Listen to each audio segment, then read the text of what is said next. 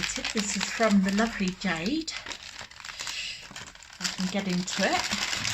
From Resin Supplies then. So, as I've mentioned before, I'm not paid or sponsored. They do send me the odd thing now and again to either test or as a thank you.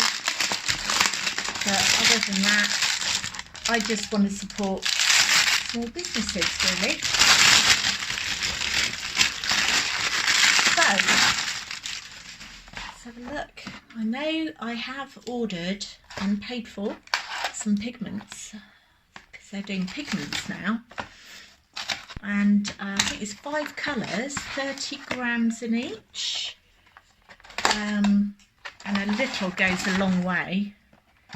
About 15 plus postage, something like that. Look at this. Oh, so looking forward to this.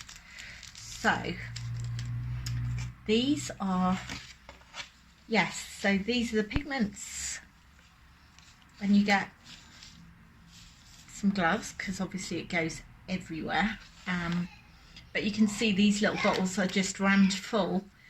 And these are all the colours that you can, these are the primary colours obviously, and then you can mix these two to make that, or those two to make that.